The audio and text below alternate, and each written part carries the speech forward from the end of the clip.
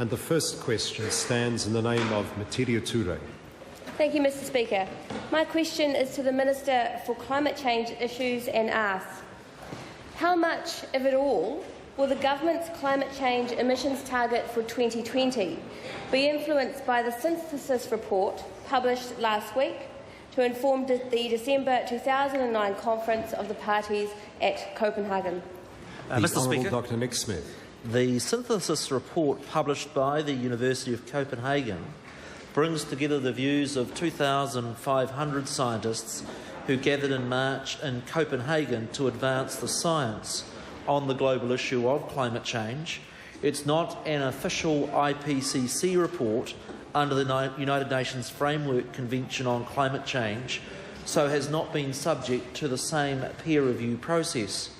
It is still useful in that the fourth IPCC report is now 2 years old. It is one of many strands of advice and many reports the Government will be considering in determining New Zealand's 2020 emissions target. Materia Ture. Thank you, Mr Speaker. What account will his Government's target take of the report's findings that climate change is tracking above the IPCC's worst-case scenarios for both sea level rise and the loss of Arctic sea ice? The Honourable Dr Nick Smith. It is true a number of reputable scientific reports have raised issues both around the issue of polar ice and also sea level rises that are greater than the IPCC fourth assessment report. That is of concern, and it will be one of the factors that the Government takes into account in setting a 2020 target. Materia Ture. Thank you, Mr Speaker. Does the Minister think that our Kyoto partners will accept a modest target at Bonn in August, when the UK has set a target of 34%, the German Bundestag a target of 40%, and just last Wednesday the Scottish Parliament set an emissions target of 42%, all by 2020? The Honourable Dr Nick Smith. It's well recognised in the international negotiations that national circumstance will be taken into account. I note with all three countries that the member has mentioned, the United Kingdom, Scotland and Germany, were all countries that had a very large portion of their electricity produced from coal that converted to gas in the 1990s. That's actually made it substantially easier for them to achieve more impressive targets. New Zealand needs to have a credible target, one that is realistic and one that lives up to New Zealand's environmental reputation. Supplementary. Foss. Thank you, Mr Speaker. Supplementary to the Minister. What opportunity will the Government give New Zealanders to have a say on New Zealand's 2020 emissions target? Mr Speaker, Dr Nick Smith. 9 public meetings have been organised over the July recess all over the country, which I and my Government colleagues will be consulting with the public over this important decision. Meetings have also been organised with business, with iwi, with scientists and with academics. There's also the opportunity for those New Zealanders who live in more remote parts of New Zealand to be able to engage through an online chat room, and of course we'll be receiving email and written submissions on the issue. The Government will be making a decision on a 2020 target policy in time for the next round of negotiations in Bonn in August. I beg your pardon, Jeanette Fitzsimons.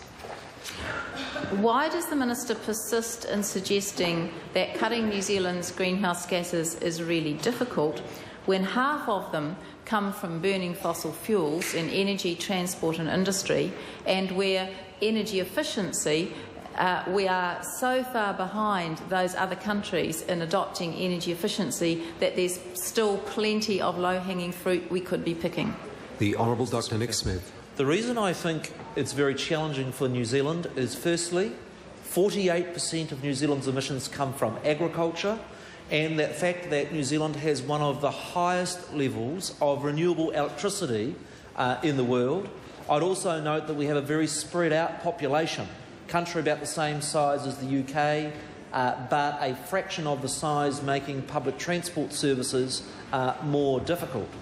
The other point I would bring to the member's attention is, despite very big and bold goals, New Zealand's emissions have increased by 24% over the last 18 years with very little sign of abatement, which I think is a warning about being too bold and big in an area where others have failed. Rahui Katane. Thank you, Mr Speaker. Supplementary to the Minister. Does he agree with the findings of the synthesis report that no climate change policy will receive the support it needs, either formally in the political arena or at the pragmatic day-to-day level, unless cultures, values and world perspectives are taken into account from the outset? And how does he believe these perspectives will be addressed in a meaningful way through the government's work on climate change? The Honourable Dr Nick Smith. Mr Speaker, the member rightly points out that different perspectives on climate change need to be brought to the decision-making table, and she should be reassured that the Minister of Maori Affairs and his officials are taking a very strong interest in climate change policy, particularly as they relate to the fishing, the forestry and the farming sectors, as well as to the process of treaty settlements. The government is also organising jointly with the iwi Leadership Group on climate change a specific hui to consult with Māori on New Zealand's 2020 target. Materia Ture. Thank you, Mr Speaker. Will the Minister consider splitting New Zealand's target between agriculture and energy, adopting a strong 40% target for the half of our emissions that come from energy, transport and industry, and a softer target for agricultural methane and nitrous oxide while we invest in further research and development? The Honourable Dr Nick Smith. It is an interesting idea that New Zealand, with its 2020 target, could perhaps set a target for carbon dioxide and separate targets for nitrous oxide and for methane, in that I think most would accept that New Zealand does actually have a pretty challenging job around those emissions from the agricultural sector. There is not provision for Annex 1 countries under the existing framework convention to differentiate between different sources of gases, but it is an idea that the government is open to. Foss. Thank you, Mr Speaker. To the Minister. What arguments has the Minister heard for New Zealand to take a modest 2020 target? The Mr. Honourable Speaker, Dr Nick Smith. the European Union has presented some work on factors at the negotiations that should be taken into account in setting targets. These include GDP per capita, of which I would note that New Zealand, sadly, is amongst the very lowest of the developed Annex 1 countries.